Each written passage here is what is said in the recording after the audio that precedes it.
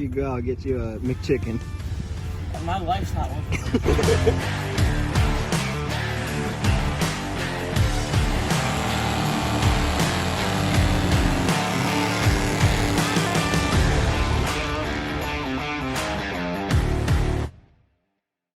So today's about the last stack work on the car before the body comes off the frame. So drop in the gas tank and see if I can move the body bolts at all. It's a little cold out here today. So I'm under the car, but I was gonna try to take the lines off there, but those hose clamps are rusted. It won't focus, but they're all rusty. And I don't feel like messing with them, so I'm just going to cut the lines because I'm not using them anyway. So there.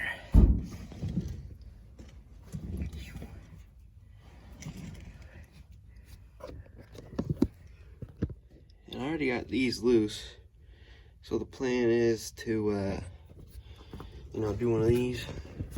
Just go right here, lay right here, maybe put my knees up on it or something, and drop it down. I don't know, it sounds empty. Well, not empty, but it sounds like there's not much in there. But it's kind of uneven. I don't want to put a jack under it and have the thing go lopsided and fall. So, and that filler neck is one piece that goes, I don't know if you can see it. That filler neck that goes up in there, it starts at the tank. It's all one piece and goes up.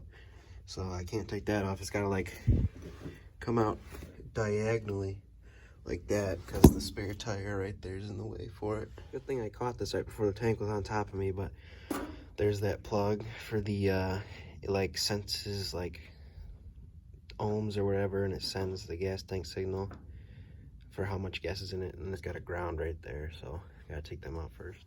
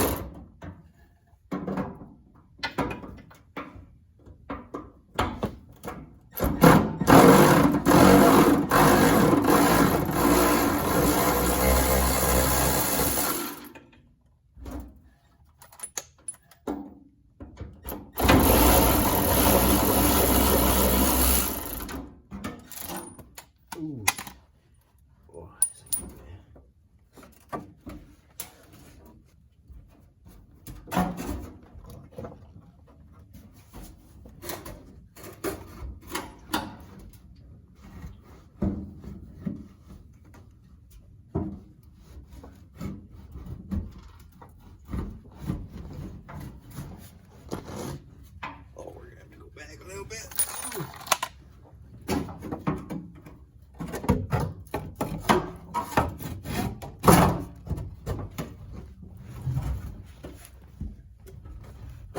I'm too fat, it won't come down.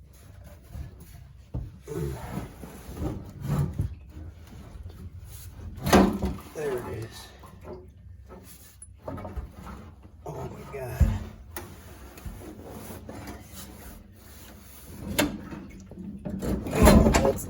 It's not empty. I can tell you that much. A metal gas tank. Well, this is probably an aftermarket gas tank. But however long ago it was put in, even like the top of the pump, like even when I pull on these, and they're not busting off, so it's not that bad a shape. It looks like it's gonna come up pretty easy.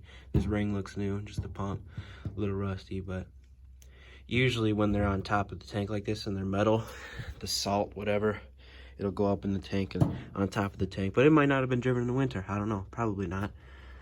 But yeah, that was not too bad. Now that I got this out, this pump ain't gonna work.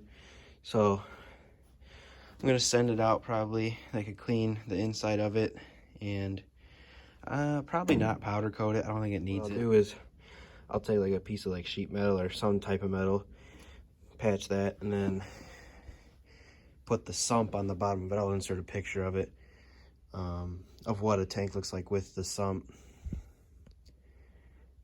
Yeah, that wasn't that hard. It's about half full. I think what I remember the gauge being. I don't know. It wasn't that heavy. I lifted it up here by myself, so yeah.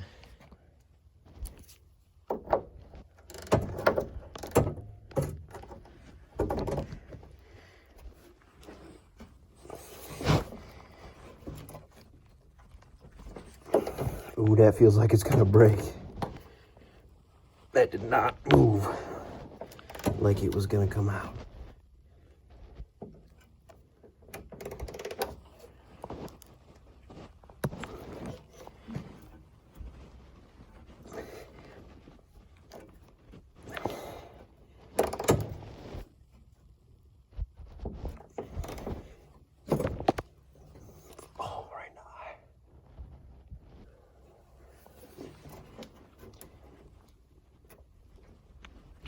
Ooh, I don't know. I got that one out. I imagine the back two are some of the harder ones, because there's holes right there that expose them to elements that get up in there. So there's that one next, which I can see through there. So I don't know. We'll see what happens on the next one. Well, this one came out even harder than the one on the other side, but it still came out. You know, we're 2 for 2 out of 2 for 12 so far. They barely even, yeah, they don't even want to go back in. I'll just leave it like that, it'll be fine. Well, there goes the first broken one, the one right behind the passenger side tire. Oh, this I don't know about this. Driver's side behind a tire. That one came out, so what's that? 1, 2, 3 for 4 so far. With the shape this one's in, I'm surprised it came out. This is the number. Oh, I don't have the flash on. That's the number 4 position on the driver's side, right before the tire. So there we go. 4 for number 3 spot, driver's side. This one came out pretty easy. You can see the condition of that one. These are the short ones. So what's that? 1, 2, 3, 4, 5. I don't know if that's 5 for 6. I don't know. But we're doing okay so far. We have ran into trouble. So I was hitting it from the bottom, and the nut in there broke off, like where it's spot welded to the body. Well, it broke off. So now every time I spear, I'll see if I can get the gun on it.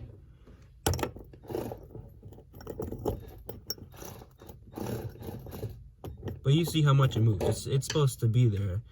But every time I spin it, that spins inside there. So what I did is I drilled a couple holes right here. And I tried to go at it with a cutting wheel first, but I soon realized that's going to start a fire really quick.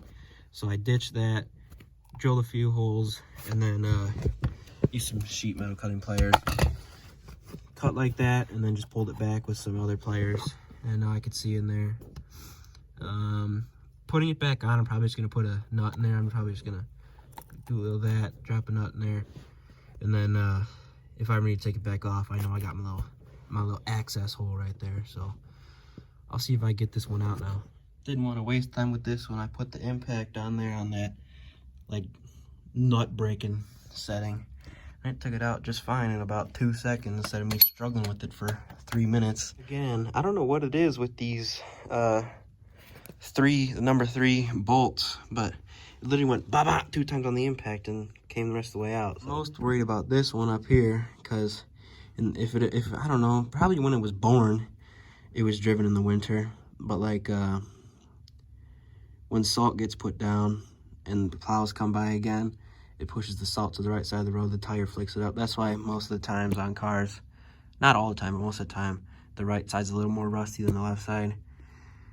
And the AC box is up there, and however long it had AC, it drips down and then drips down the frame rail into there. So I'm hoping this one comes out easier than the driver's side, because that was a pain. I decided I'm going to say frick it and just hit this one with the impact, because if it strips out, I'm just gonna have to drill do the same thing I did on the other side anyway, so I have a better chance of just hitting this at full speed. This one.